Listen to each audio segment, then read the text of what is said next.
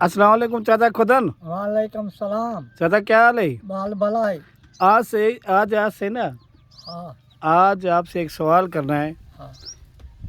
ये बताएं कि पाकिस्तान का वजीर आज़म कौन है? वजीर आजम। वजीर आजम हाँ।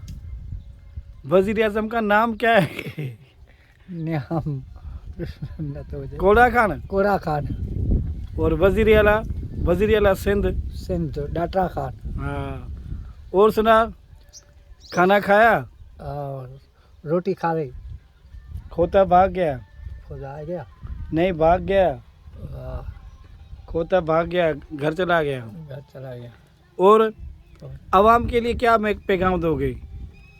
आवाम जाम किस आई। तरह गुजर सफ़र कर रहे हो? खाने पीने की अशिया किस तरह जा रही है? अभी आज अल्हम्दुलिल्लाह अल्लाह के फजल से जो वो आज पहला रोज़ा है। शुक्रा बस रोज़ी कमाई रोज़ी खाऊं। कर्ज लगा पिया हिकिड़े ॾेऊं खाऊं था, ॿिए ॾेऊं ॾियूं था।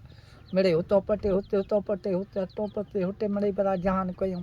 हाँ, जान है कि देखो जो तो धक्का ॾियूं। कमायूं था ख़र्चा 2000, कमायूं था 1000 1500, कर्ज चढ़ियो थो वञे।